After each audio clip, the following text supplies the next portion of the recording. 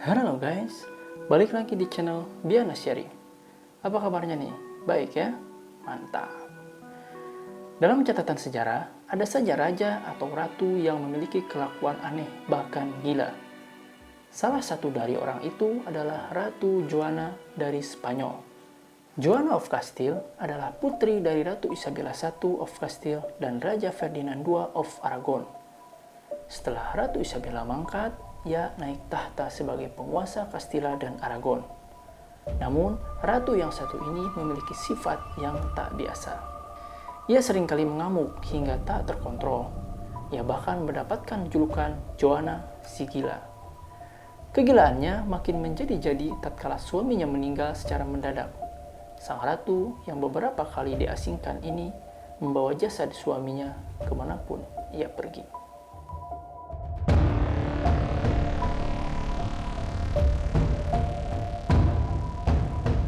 Joanna adalah anak ketiga Ratu Isabella I of Castile dan Raja Ferdinand II of Aragon. Isabella dan Ferdinand memiliki 5 orang anak. Anak pertama bernama Isabella of Asturia, kedua John of Asturia, ketiga Joanna of Castile, keempat Maria of Aragon, dan kelima Catherine of Aragon. Catherine dari Aragon sendiri adalah istri dari Raja Henry VIII dari Inggris. Joanna lahir pada 6 November 1479. Joanna adalah anak yang cukup cantik.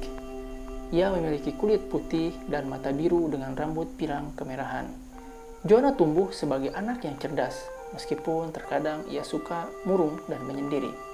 Putri yang gemar membaca ini menguasai berbagai bahasa, mulai dari bahasa Kastilia, bahasa Katalan, bahasa Portugis, bahasa Prancis, hingga bahasa Latin. Namun, Joanna sejak awal tak pernah dipersiapkan akan menjadi ratu. Sebagai anak ketiga, ia masih memiliki 2 kakak, yakni Isabella I of Castile, permaisuri Portugal, dan John of Asturia, Pangeran Asturia, yang digadang-gadang kelak akan menjadi penguasa Spanyol. Pada 20 Oktober 1496, di usia yang masih sangat muda, 16 tahun, Joanna menikah dengan Philip I, putra Maximilian I, Kaisar Romawi Suci. Pernikahan itu disebut-sebut sebagai bentuk persekutuan antara bangsa Habsburg dan Trastamara. Philip yang merupakan adipati Burgundia ini merupakan pria tampan bermata abu-abu biru dengan rambut yang sangat indah. Philip bahkan dijuluki Philip si tampan. Joanna pun begitu jatuh cinta pada Philip. Mereka pun mempunyai 1 anak, namanya Charles V. Sementara Joanna memuja-muja Philip, rupanya Philip tak begitu mencintai Joanna. Ia seringkali membuat Joanna cemburu dengan tingkah lakunya. Joanna begitu depresi dan putus asa.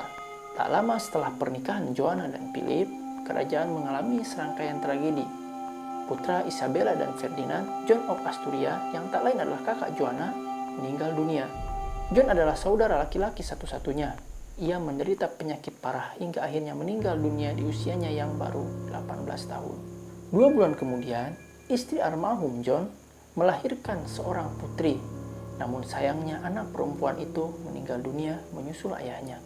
Duka yang menyelimuti istana tak berhenti sampai di situ. Isabella of Asturia, saudara perempuan Joanna yang merupakan putri tertua Isabella dan Ferdinand, meninggal dunia setelah melahirkan pada tahun 1498. Malangnya lagi, putri yang dilahirkannya, Miguel da Paz, juga meninggal dunia 2 tahun kemudian. Kematian berturut-turut itu membuat Joanna otomatis menjadi pewaris tahta Castilla, Leon, dan Aragon. Dia diambil sumpahnya sebagai ahli waris perempuan tahun 1502 dan bergelar Putri Asturias. Namun di tahun tersebut, Philip justru berulang kali hendak meninggalkannya. Hal ini dilakukan Philip karena istrinya itu seringkali berperilaku kasar dan tak terkontrol. Joanna beberapa kali menangis sampai tertidur. Ia juga biasa menghempaskan dirinya ke tembok manakala mengetahui suaminya melihat ke perempuan lain. Setelah berbagai pertengkaran yang dialami pasangan ini, Philip kemudian memutuskan untuk pergi ke tanah kelahirannya, Flanders. Joanna yang cinta mati pada suaminya itu terang saja ingin mengejarnya ke Flanders. Tetapi ibunya, Isabella, melarangnya. Isabella bahkan mengurung Joanna dan mengasingkannya di Kastil La Monta de Medina del Campo. Di sana, Joanna menghabiskan harinya berjalan mondar-mandir sambil mengoceh tak jelas. Ia menolak untuk makan dan tidur. Khawatir akan kondisi Joanna, Isabella dan Ferdinand akhirnya mengizinkan Joanna untuk pergi ke Flanders, menemui Philips. Namun, bukannya disambut dengan hangat. Joanna justru menemukan suaminya itu mendapatkan wanita baru. Ketika Joanna berpapasan dengan kekasih suaminya itu, dia mengambil gunting dan memotong rambutnya. Tak puas setelah melakukan itu, ia menikam wajah wanita itu. Joanna pun dijuluki Joanna si gila atau Joanna the Mad, atau dalam bahasa Spanyol, Joanna la Loca. Joanna kemudian memerintahkan kepada pelayannya untuk mencampur suatu ramuan rahasia ke dalam minuman Philip. Namun, ramuan yang seperti sihir ini nampak tak begitu berpengaruh. Philip justru bertambah jauh. Setelah Ratu Isabella mangkat, Joanna naik tahta sebagai Ratu Castilla pada tahun 1504. Philip suaminya kemudian menjadi raja. Ayah Joanna, Ferdinand, otomatis kehilangan statusnya sebagai penguasa di Castilla. Meskipun istrinya, mendiang Ratu Isabella, mengizinkannya memerintah saat ketidakhadiran Joanna atau saat Joanna menginginkan memerintah sendiri, sampai pewaris Joanna mencapai usia 20 tahun. Ferdinand menolak mentah-mentah keputusan tersebut. Pada tahun 1505, ia membujuk parlemen dan mengatakan bahwa penyakit mental Joanna membuatnya tak dapat memerintah. Parlemen kemudian menetapkan Ferdinand sebagai wali Joanna untuk menjalankan pemerintahan. Ferdinand juga mencetak koin Castilla atas nama Ferdinand dan Joanna. Philip jelas tak menyukai ini. Ia kemudian membalas dengan menerbitkan koin atas nama Philip dan Joanna, Raja dan Ratu Castilla. Mertua dan menantu itu memang tampak tak akur. Philip merasa sang ayah mertua akan merebut tahtanya sebagai Raja sah Castilla. Ia bersikeras tak ingin berbagi kekuasaan dengan Ferdinand. Sementara itu, Ferdinand tak menyukai pria itu sedari awal dan tak menginginkannya menguasai Castilla. Tanggal 25 September 1506, Philip meninggal mendadak karena penyakit tipes yang baru dideritanya beberapa hari. Rumor yang beredar, sang ayah mertua meracuni menantunya. Joanna begitu berduka dan larut dalam kesedihan yang mendalam. Setelah tubuh suaminya itu dibalsem, tiba-tiba ia memeluknya erat dan enggan berpisah dari jasad itu.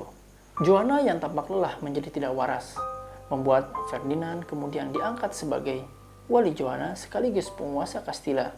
Pendukung setia Joanna diberhentikan dan Ferdinand memerintahkan putrinya itu dikurung di Santa Clara di Tordesillas. Joanna akhirnya merelakan jasad suaminya dimakamkan. Tetapi itu hanya dalam waktu singkat.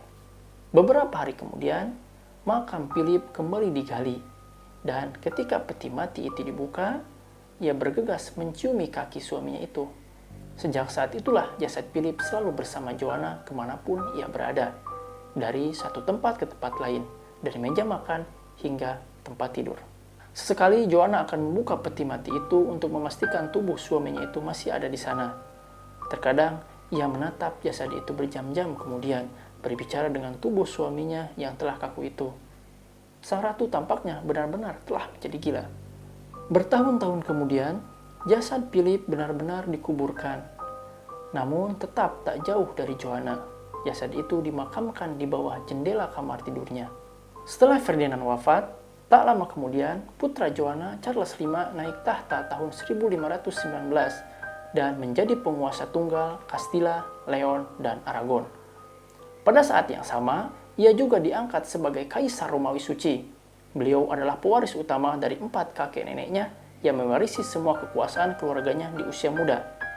Demi benar-benar memegang kendali kerajaan, Charles V kemudian menempatkan ibunya, Joanna, di Biara Santa Clara. Di sana, Joanna menjalani sisa hidupnya dalam kesendirian. Kesehatan Joanna memburuk dari hari ke hari. Ia mengenakan pakaian hitam sampai hari kematiannya pada 12 April 1555. Nah, begitulah kisah tentang bucinnya Ratu Kerajaan zaman dulu. Bucinnya ekstrim banget, guys. Oke, sampai sini aja cerita kali ini. Terima kasih yang sudah nonton sampai akhir. Mohon maaf kalau ada kekurangan. Jangan lupa like, subscribe, dan nyalakan loncengnya agar dapat notif kalau saya upload video baru lainnya. Kalau ada rekomendasi cerita menarik lainnya untuk dibahas, silahkan komen ya. See you on the next video. Bye-bye.